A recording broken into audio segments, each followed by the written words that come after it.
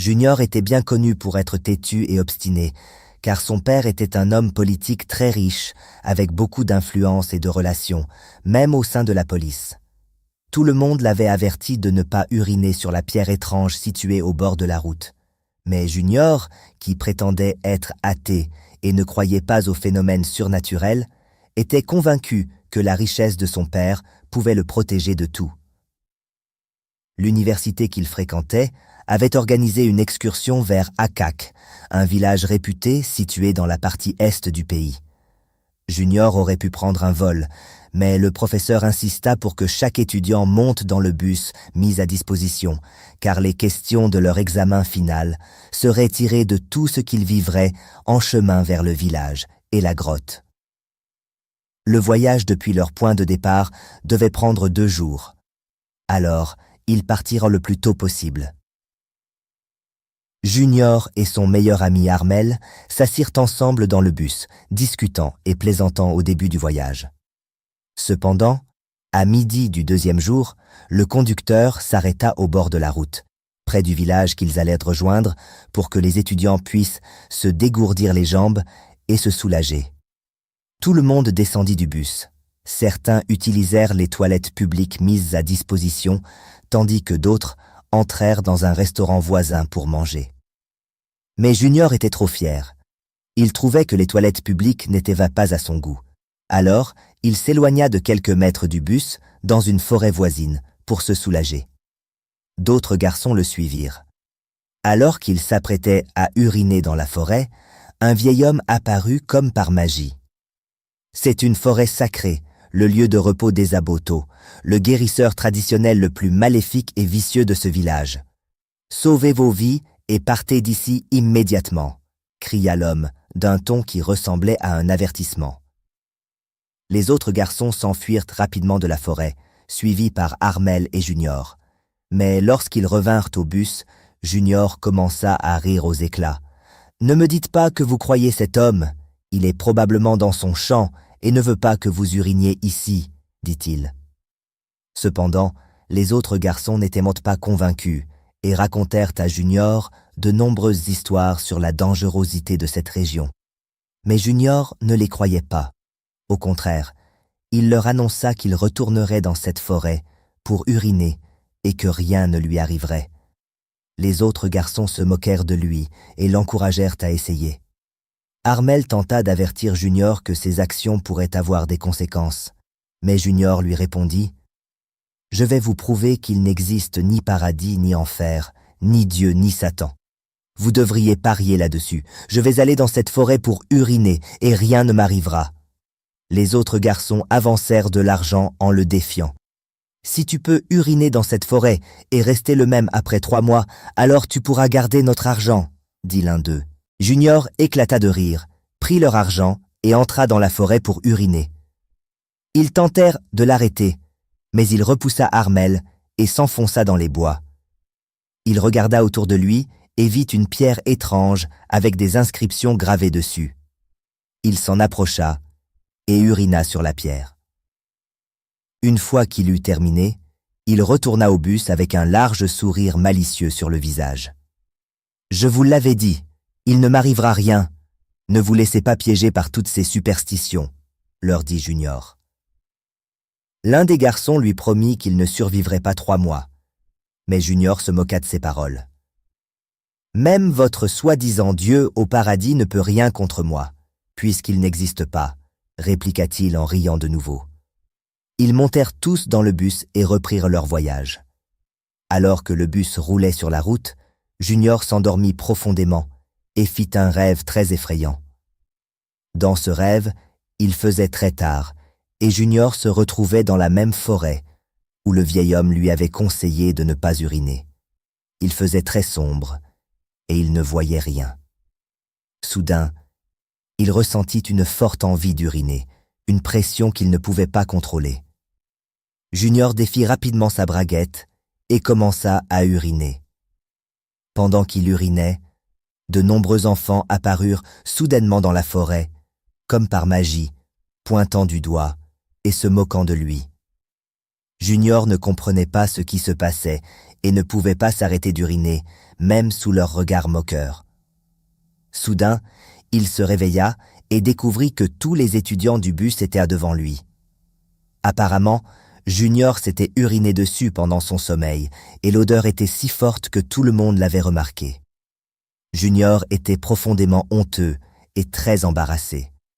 Tous les étudiants commencèrent à rire de lui, tout comme les enfants dans son rêve. Lorsqu'ils arrivèrent enfin au village d'Akak, il faisait déjà nuit. Junior s'enregistra à l'hôtel avec son ami Armel, se lava et se changea. Cependant, cette nuit-là, Junior fit encore le même rêve. En se réveillant, il trouva Armel devant lui. Junior s'était encore uriné dessus et avait sali le lit de l'hôtel. Tout était imprégné d'une odeur désagréable. Junior raconta le rêve qu'il avait fait à Armel, mais celui-ci se mit à rire. « Je t'avais conseillé de ne pas uriner dans cette forêt, mais tu as refusé. Maintenant, regarde ce qui t'arrive. Essaie de faire en sorte que cela ne se reproduise pas la prochaine fois que tu te retrouveras dans cette situation, » lui conseilla Armel. Mais ces paroles ne changèrent rien à l'état de Junior. Lorsque les étudiants visitèrent le village d'Akak, Junior commença à se sentir très fatigué. Il monta dans le bus pour faire une petite sieste, mais à son réveil, il découvrit une fois de plus qu'il s'était uriné dessus. Junior devint très inquiet, car il savait que ce n'était pas normal. Il réalisa ses erreurs et regretta de ne pas avoir écouté les autres étudiants lorsqu'ils l'avaient averti de ne pas uriner dans la forêt. En quête de solution, Junior rencontra l'un des garçons avec qui il avait parié. Il se mit à genoux et le supplia de l'aider. « Ah, je pensais que tu ne croyais pas en l'existence de Dieu. N'as-tu pas dit que la richesse de ton père pouvait tout te sauver ?» lui lança le garçon, nommé David. Junior, impuissant, ne répondit rien, se contentant de le supplier, car il semblait que David était un indigène du village. Après avoir insisté un moment, David accepta d'aider Junior. Au milieu de la nuit, David les conduisit, lui et Armel, au cœur de la forêt. Il faisait très sombre. La forêt était dense et terriblement silencieuse. Sans leur lampe de poche, ils n'auraient rien vu. Ils marchèrent longtemps, jusqu'à arriver devant une petite hutte éclairée par une lampe à huile. Junior et Armel étaient terrifiés. Ils se demandaient comment une telle hutte pouvait se trouver au milieu de la forêt et qui pouvait bien y habiter. Leur inquiétude grandissait également envers David, ne comprenant pas comment il connaissait cet endroit. Arrivés devant la hutte, David leur demanda d'entrer, mais ils étaient effrayés. Ils réalisèrent cependant qu'ils n'avaient pas le choix. Junior fit le premier pas, mais alors qu'il s'apprêtait à entrer, une voix grave et puissante cria « Enlève tes chaussures avant que les dieux ne te foudroient !» Junior retira immédiatement ses chaussures, et Armel fit de même. Ils se penchèrent et entrèrent dans la hutte sombre, éclairée seulement par une bougie. À l'intérieur, ils virent un vieil homme qui semblait aveugle, ses yeux étant couverts d'un tissu rouge. L'homme leur demanda de s'asseoir sur un tapis au sol. « S'il vous plaît, monsieur, nous avons besoin de votre aide, » dit Junior d'une voix tremblante. « Et toi, Armel ?» répondit l'homme d'une voix grave en pointant à Armel. « Non, il est juste mon ami. Je l'ai seulement accompagné pour trouver une solution, » répondit Armel, choqué que l'homme connaisse son nom. Le vieil homme éclata d'un rire hystérique. « On t'a averti plusieurs fois, mais tu n'as pas écouté. Tu as eu l'audace d'uriner sur la tombe du plus dangereux et cruel guérisseur de cette région. » Junior tomba aussitôt à genoux et supplia le vieil homme aveugle. « Je suis désolé, monsieur. J'ai été têtu. J'aurais dû écouter. S'il vous plaît, aidez-moi. Je suis prêt à faire n'importe quoi. » Armel s'agenouilla à ses côtés et supplia aussi pour lui. Le vieil homme leur demanda de s'asseoir, fit des incantations étranges et secoua la tête avec déception. Il les regarda de nouveau et dit « L'esprit de cet homme est très en colère contre toi. Tu as eu de la chance de venir me voir maintenant, sinon tu serais mort dans 3 jours. » Il y a une seule chose que tu puisses faire pour sauver ta vie, mais elle est très, très difficile. Junior et Armel se regardèrent en silence, puis s'allongèrent sur le sol, suppliant le vieil homme de leur dire ce qu'il fallait faire pour sauver la vie de Junior. Ils lui promirent qu'ils étaient prêts à tout. Après quelques minutes, le vieil homme aveugle leur demanda de s'asseoir de nouveau. Il prit une profonde inspiration et leur dit « Ton esprit a décidé d'être têtu, mais c'est la partie de ton corps entre tes jambes qui a agi. Pour sauver ton corps entier, tu devras sacrifier soit ta capacité à donner naissance, soit celle d'uriner. » Junior et Armel restèrent abasourdis, incapables de croire ce qu'ils entendaient. Junior ne pouvait imaginer sacrifier ses organes reproducteurs, étant le seul fils de ses parents. Il ne pouvait pas non plus renoncer à sa capacité d'uriner. Il supplia le vieil homme aveugle de trouver une autre solution. Mais celui-ci leur dit que c'était la seule manière de lui sauver la vie et qu'il avait seulement 2 jours pour décider. Puis il leur demanda de quitter la hutte et de revenir une fois la décision prise. Avant de partir, le vieil homme ajouta qu'il n'était pas obligé que ce soit l'organe de Junior. Il pouvait apporter l'organe de quelqu'un d'autre à sa place. Ils le remercièrent et quittèrent la hutte. De retour à l'hôtel, guidé par David, Junior ne cessait de penser aux paroles du vieil homme. Contrairement à lui, qui venait d'une famille très riche, Armel était issu d'une famille pauvre et était l'aîné de 6 enfants. Toute sa famille dépendait de lui pour survivre, et ses parents avaient tout vendu pour financer ses études. Armel était ami avec Junior principalement pour l'aide financière qu'il en tirait, l'aidant souvent avec ses devoirs et examens en échange d'argent. Le lendemain matin, alors qu'Armel se réveillait, Junior lui demanda une discussion en privé.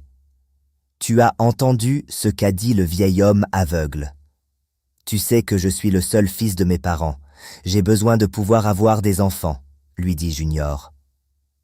Armel hocha la tête, confus, et ne comprenant pas pourquoi Junior lui rappelait tout cela, étant donné qu'il était présent lors des paroles du vieil homme. « Peux-tu sacrifier ton propre organe reproducteur pour moi? Je te promets de te payer autant d'argent que tu veux. Tu as de nombreux frères et sœurs, je suis sûr que tes parents ne s'en inquiéteront pas, » lui demanda Junior avec aplomb. Armel resta sous le choc, empli de colère et de déception, incapable de croire que Junior pouvait lui demander une telle chose. « Mais je t'avais averti de ne pas uriner dans cette forêt, » s'exclama Armel. « Je sais, mais c'est déjà fait. Vas-tu le faire pour moi, oui ou non? »« Je te donnerai assez d'argent pour sortir ta famille de la pauvreté, » répondit Junior, plein de fierté et sans le moindre remords. Armel, déçu, s'éloigna sans un mot, mais Junior ne s'en inquiéta pas. « Je suis sûr qu'il reviendra me supplier pour cet argent, » se dit-il en partant lui aussi. Le premier jour passa, et Armel refusa de parler à Junior, ce qui l'angoissa profondément. Il savait que son sort dépendait de la décision d'Armel. Dans sa peur, il alla voir David, celui qui lui avait parlé du puissant guérisseur, et lui proposa une grosse somme d'argent pour offrir ses organes au Dieu à sa place. David refusa catégoriquement, allant même jusqu'à l'insulter. Comme le devin l'avait prédit, Junior mourut dans son sommeil, et seuls David et Armel connaissaient la véritable raison de son décès. Ils gardèrent cela pour eux et continuèrent leur vie après l'école. Armel obtint un très bon emploi et sortit sa famille de la pauvreté, et il vécut heureux pour toujours. La leçon morale de cette histoire nous rappelle d'éduquer nos enfants à être respectueux et humbles, peu importe à quel point ils deviennent riches à l'avenir. Peut-être qu'Armel aurait aidé Junior s'il lui avait demandé humblement. Où que vous vous trouviez, respectez toujours la culture et les traditions locales. Ne méprisez aucune culture ou tradition. L'argent peut résoudre beaucoup de problèmes, mais il ne peut pas tout résoudre dans la vie. Être riche ne vous rend pas invincible. Si Junior avait eu une mentalité différente, il n'aurait pas uriné là, même après avoir été averti à plusieurs reprises, car il pensait pouvoir résoudre tous les problèmes avec de l'argent. Peu importe votre situation actuelle, soyez toujours optimiste que demain peut et sera meilleur. Si Armel n'avait pas été optimiste quant à son avenir, il aurait vendu ses organes pour des cacahuètes.